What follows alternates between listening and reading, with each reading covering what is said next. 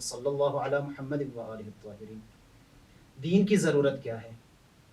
اگر انسان کی زندگی سے دین کو نکال لیا جائے پھر کیا ہوگا؟ اس سوال کے جواب میں ہم ایک بہترین جہت کی طرف آپ اشارہ کرنا چاہتے ہیں اور آپ کی رہنمائی کرنا چاہتے ہیں۔ عزیزان محترم، انسان جب اس دنیا میں آتا ہے اور زندگی گزارتا ہے تو اجتماعی زندگی گزارنا، معاشرے میں رہنا، سوسائٹی میں زندگی گزارنا یہ انسان کی مجبوری ہے۔ چونکہ اکیلے میں زندگی گزارنا اگر ناممکن اور محال نہ ہو تو انتہائی دشوار، اور آج کل کے حالات میں شاید ناممکن ہی ہو، لہٰذا انسان نے سوسائٹی کے اندر زندگی گزارنا ہے، یہ انسان کی مجبوری ہے۔ اب انسان کے اندر جو حب نفس جو اس کی ذات کے اندر موجود ہے، یعنی انسان اپنے آپ کو بہت زیادہ چاہتا ہے اور ہر چیز اپنے لیے چاہتا ہے، ہر چیز میں اپنے لیے زیادہ حصہ چاہتا ہے، یہ بھی انسان کی ایک فطرت میں چیز موجود ہے۔ لہٰذا اگر معاشرے میں جب انسان زندگی گزار رہا ہے تو وہاں پر ہر شخص اپنے لیے زیادہ چاہ رہا ہے، اپنے لیے زیادہ حصہ چاہ رہا ہے، وہ حصہ چاہے اس کا حق ہو چاہے اس کا حق نہ ہو۔ لہٰذا اگر جب معاشرے میں وہ زندگی گزار رہا ہے، اجتماعی زندگی گزار رہا ہے، اس اجتماعی زندگی کو منظم کرنے کے لیے کچھ قوانین کی ضرورت ہے، کچھ رولز کی ضرورت ہے، کیونکہ اگر یہ قوانین نہ ہوں تو معاشرے میں ہرج و مرج اور بد نظمی لازم آئے گی۔ لہٰذا ان قوانین کی ضرورت بھی یہ عقل کا تقاضا ہے، اور سارے انسان کہتے ہیں کہ ہاں، معاشرے کو چلانے کے لیے کچھ قوانین کا ہونا انتہائی ضروری ہے۔ اب عزیزان محترم، سوال یہ ہے کہ انسانوں کے لیے، انسانوں کے معاشروں کے لیے قانون کون لکھے، قانون کون بنائے؟ جو بھی قانون بنانے والا ہے، جسے ہم قانون گزار کہتے ہیں، اس میں بنیادی طور پر دو شرطیں ہونی چاہیے۔ پہلی شرط، وہ جس چیز کے لیے قانون بنا رہا ہے اس چیز سے مکمل اس کے حوالے سے وہ آگاہی رکھتا ہو، اس چیز کو وہ جانتا ہو، چونکہ جس چیز کو جانتا ہی نہ ہو اس کے حوالے سے وہ کیسے قانون بنائے گا؟ یہ پہلی شرط۔ دوسری شرط یہ ہے کہ جب وہ قانون بنا رہا ہو تو وہ اپنے لیے اس میں سے زیادہ حصہ نہ مانگے، یعنی اس قانون کا رخ اپنی طرف نہ موڑے، ورنہ ہوگا کیا؟ ورنہ ہوگا یہ کہ وہ جب قانون بنا رہا ہوگا اس قانون کو اس طرح سے بنائے گا کہ وہ اس قانون کا رخ اپنی طرف، اپنے فائدے، اپنی منفعت کی طرف موڑ دے گا۔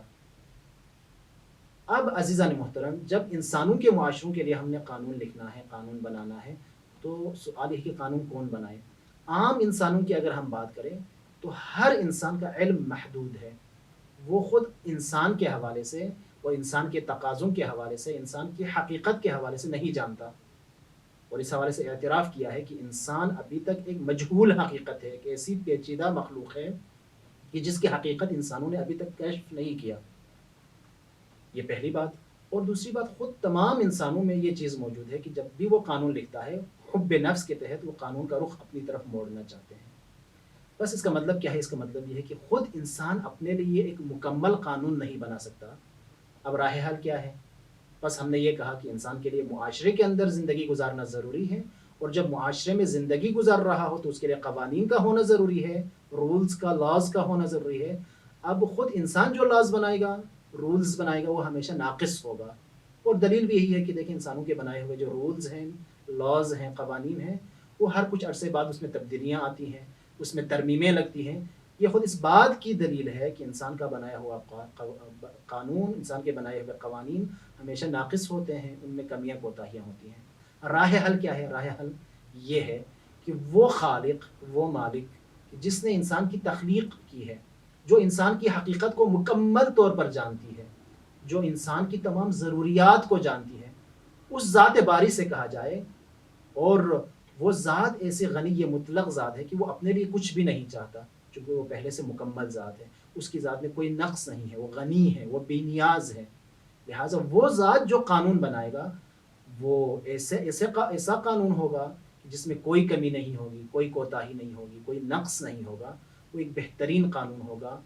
اور انہی قوانین کا مجموعہ جو انسانوں کی زندگی کے لیے خداوند متعال کی طرف سے نازل ہوا ہے، اسے ہم دین کہتے ہیں۔